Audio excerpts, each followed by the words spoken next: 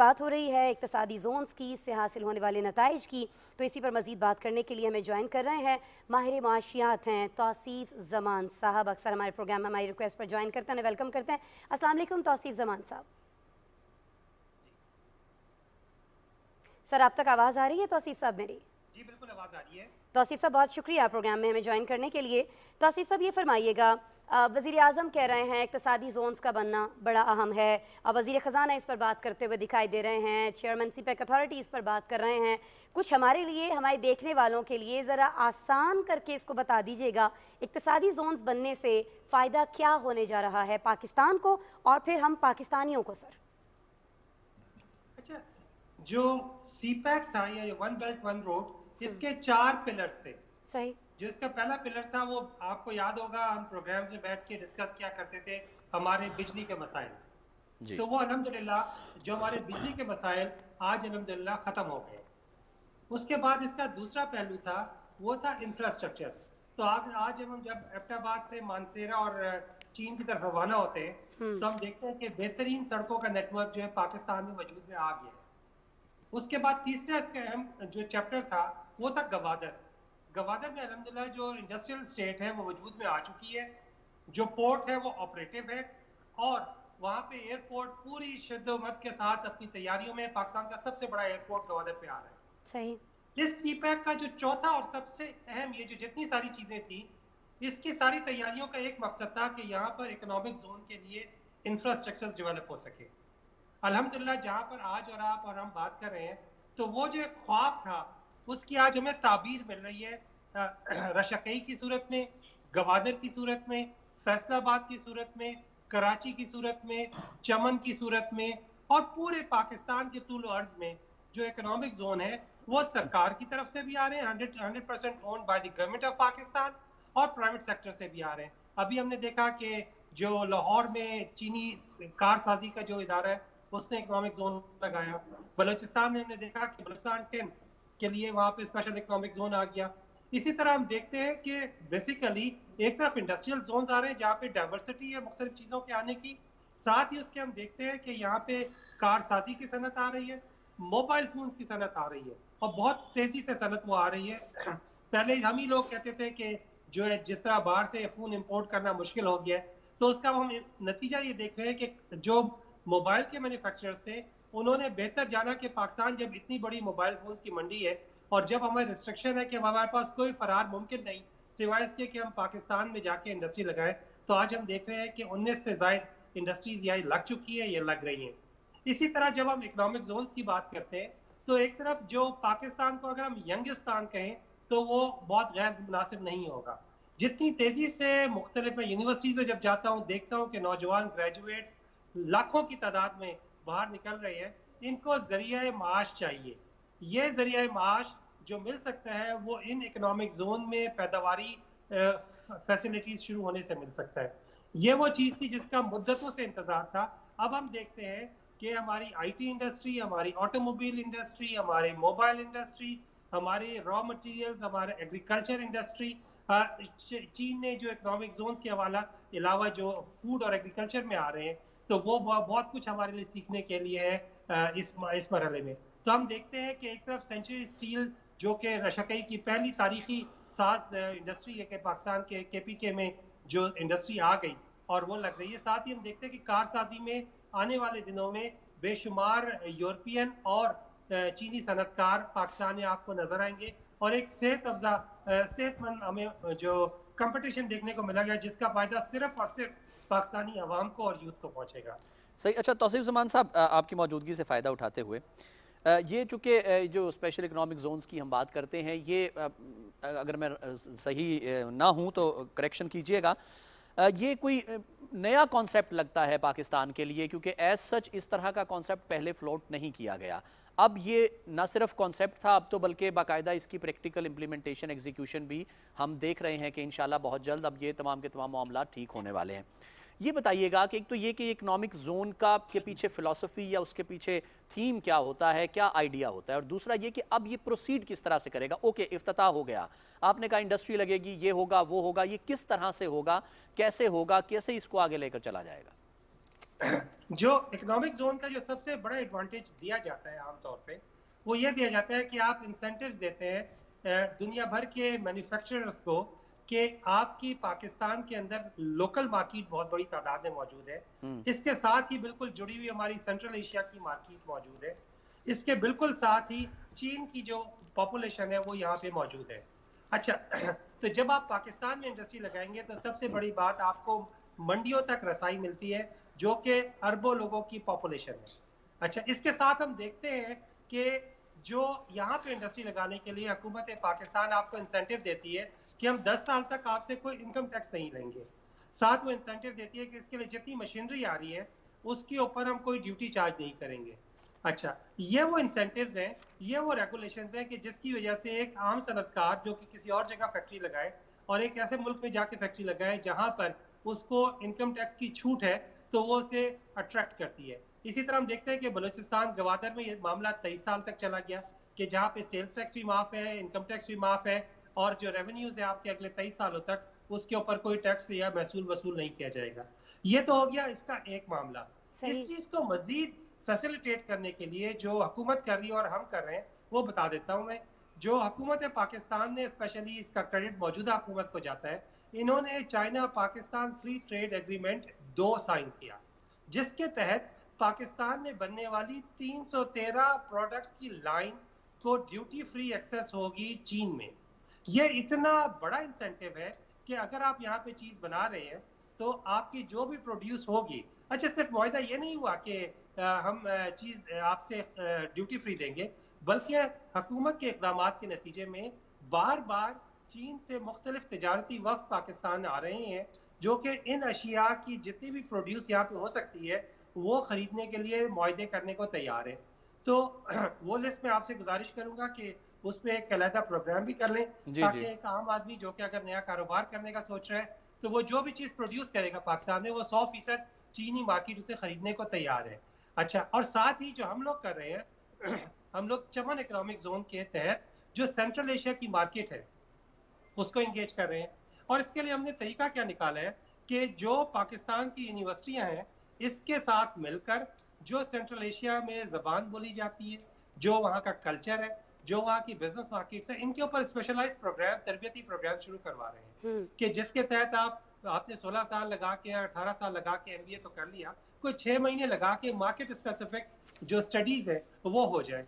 जब वो स्टडीज हमें मालूम हो जाती हैं तो इन्हीं ममालिक के साथ मिलकर हम लोग फैसिलिटेट कर रहे हैं कि पाकिस्तानी यूनिवर्सिटी के ग्रेजुएट्स और इन 8 मुल्कों के जो ग्रेजुएट्स हैं वो आपस में मिलकर काम करें। और ये वो अल्लाह ताला ने हमें तोहफे दिए हैं इन टर्म्स ऑफ एग्रीकल्चर हो गया आपका, जो आपको रॉ मटेरियल्स हो गए, जो आपके मिनरल्स हो गए, कि जिसकी इन ममालिक में भी बहुत बड़ी मांग है। तो हम देखते हैं कि अगर हम सिर्फ चमन इकोनॉमिक जोन को, इन 8 ममालिक को फोकस करते हैं, तो इसके नतीजे में जो पाकिस्तान का अभी तिजारती एक्सपोर्ट्स हैं वो उससे दुगना एक्सपोर्ट का टारगेट हम 2 से 3 साल के अंदर हासिल कर सकते हैं। और ये सारे वो मौके हैं जो कि नए आने वाले जो स्टूडेंट्स हैं, जो नए स्टार्टअप्स हैं, उनको हासिल होगा।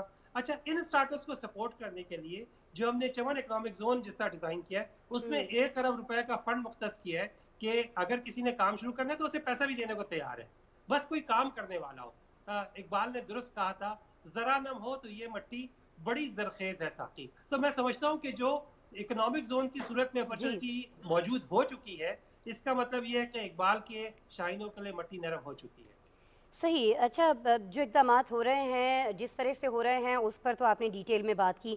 तो आसिफ साहब ज़रा ये फरमा दीजिएगा, जब भी सरमायाकारी की बात होती है हम ये समझ लेते हैं चूँकि ये सी पैक है तो इसमें अब सारी जिम्मेदारी चाइना ही की बनती है कि उसने आना है, उसकी बड़ी कंपनीज़ ने आना है, जैसे कि सेंचुरी स्टील आई है, आगे बढ़ी है, बड़ी एक बहुत जानदार इसने सरमायाकारी की है इस प्रोजेक्ट के अंदर, इस सनती जोन के अंदर, इक़्तिसादी जोन के अंदर।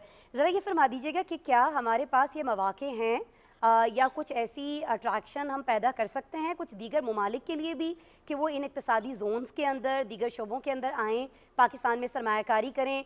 जब UAE में हम मुलाकातें कर रहे होते हैं आला सतह की, तो कुछ इस पर बात होती है कि दीगर मामलात की तरह पाकिस्तान में सरमायाकारी भी कीजिए। अब सऊदीया हो, UAE हो या दीगर ममालिक जो आप समझते हैं कि उनको इस लिस्ट में शामिल किया जा सकता है, अट्रैक्ट किया जा सकता है या मनाया जा सकता है कि जी कुछ ना कुछ सरमायाकारी तो आप करें। इसमें इस तरह का सिलसिला है कि इसे अगर आप कहें ख्वाब से ताबीर का सफ़र, तो बहुत ज़्यादा गलत नहीं होगा।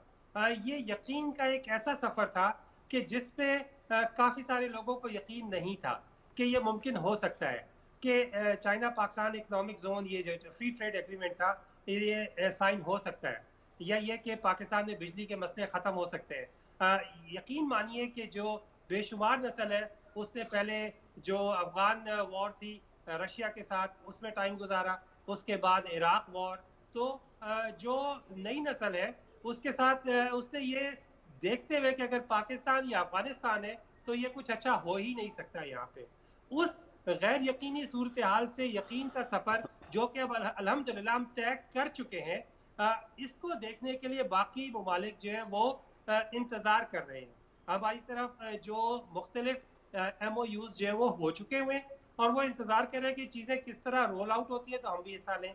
यकीनन UAE जो कॉर्पोरेट एग्रीकल्चर फार्मिंग है उसमें बहुत ज़्यादा रोल अदा करने के लिए तैयार है। इसी तरह हम सऊदी अरेबिया की जो एग्रीकल्चर इंडस्ट्री है वो पाकिस्तान में आके यहाँ की हमारी लोकल बहुत बड़ी मार्केट है जिसे फ़ायदा उठाना चाहते हैं, क्योंकि सिर्फ हमें UAE का इशू क्या है कि बहुत छोटी सी मार्केट है, आपको एक्सपोर्ट के लिए दूसरे ममालिक चाहिए।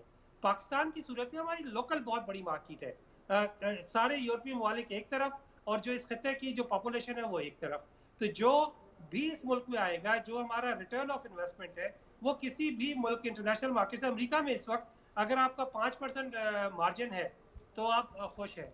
पाकिस्तान में इन्वेस्टर के लिए 20 से 25% मार्जिन हासिल करना मसला ही कोई नहीं। क्यों? आप टूरिज्म में आ जाए, पूरा इंफ्रास्ट्रक्चर बनना है, इंडस्ट्री में आ जाए, हर तरह की इंडस्ट्री डेवलप होनी है, जो टेक्सटाइल में आ जाए, टेक्सटाइल में मुसलसल इन्वेस्टमेंट हो रही है, मजीद इन्वेस्टमेंट की गुंजाइश है, तालीम में आ जाए तो उसके लिए बेशुमार गुंजाइश है जिसमें काम हो सकता है। अच्छा, इसमें फिर जो यूरोपियंस हैं और बाकी लोग भी हैं वो मुख्तलिफ अर्ली स्टेजेस हैं, स्पेशली मैं जिक्र करता जाऊं कि जो प्राइम मिनिस्टर का जो हाउसिंग प्रोग्राम है, इसमें पूरी दुनिया से लोग ना सिर्फ इंटरेस्ट ले रहे हैं बल्कि आके मुख्तलिफ जगह अपनी सैंपल हाउसिंग बना रहे हैं। तो हमने देखा कि जब हुकूमत आई और प्राइम मिनिस्टर ने 5 मिलियन हाउसिंग का प्रोजेक्ट अनाउंस किया तो उस वक्त लगता था कि ये कोई ख्वाब है, लेकिन इस वक्त उसके इंफ्रास्ट्रक्चर रिक्वायरमेंट जो वो पूरी हो चुकी हैं, उसकी जो लीगल रिक्वायरमेंट्स थी पूरी हो गई हैं, उसकी जो फाइनेंसिंग रिक्वायरमेंट है वो पूरी हो गई है।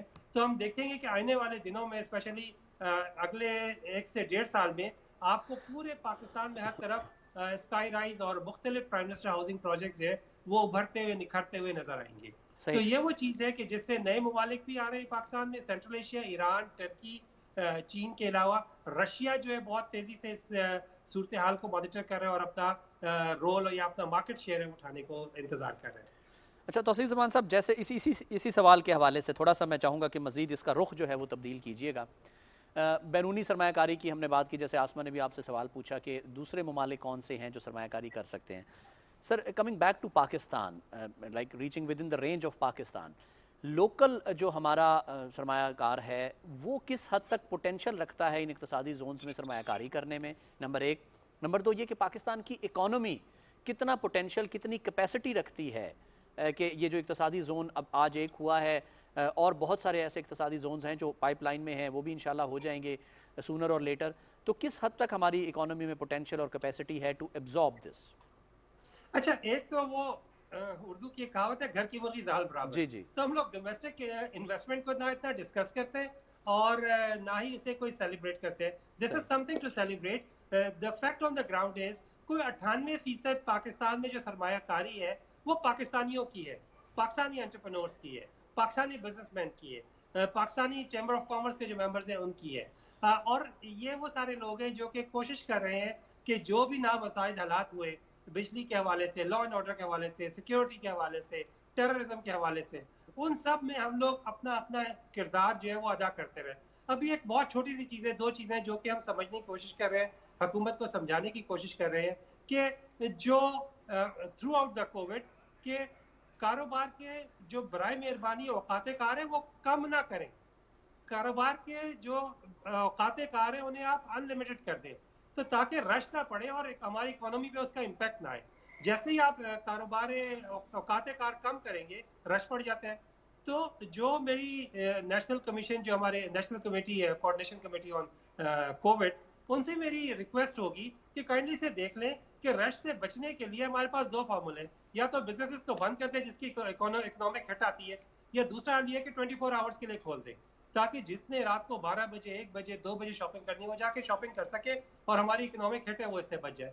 जो दूसरी तरफ हम देखते हैं कि सारे जो इकोनॉमिक जोन्स हैं यहाँ पे इंसेंटिव्स हैं, तो हम देख रहे हैं कि आने वाले दिनों में जो ये जो इकोनॉमिक जोन्स हैं इनके अंदर आपको नई सनत लगते हुए उसमें बेशुमार जो कंपनीज है वो पाकिस्तान से ही होंगी, और पाकिस्तानी सेटअप पाकिस्तानी स्टार्टअप्स जो है वो इसके अंदर आ रहे हैं। हमारा जो आईटी सेक्टर है ऑलरेडी 1 अरब से 2 अरब डॉलर की तरफ गामजन है, तो हम आने वाले दिनों में देखेंगे कि बहुत खामोशी से नस्ट टेक्नोलॉजी पार्क हो या मुख्तलिफ यूनिवर्सिटी के इकोनॉमिक जोन हो, वो बहुत तेजी से मामले आगे की तरफ बढ़ेंगे और within no time there is something to celebrate for all of us over here. सही जी, इंशाल्लाह बिल्कुल ऐसा ही है, there will be something to celebrate. बहुत शुक्रिया तौसीफ ज़मान साहब, आप हमारे प्रोग्राम में तशरीफ़ लाए और ये इक़्तिसादी ज़ोन के हवाले से भी जो मिथ्स और मैथ्स हमारे जहनों में थे वो भी हमने आपसे पूछ लिया और इकॉनमी पर भी सैर हासिल गुफ्तगू हुई। बहुत शुक्रिया तौसीफ ज़मान।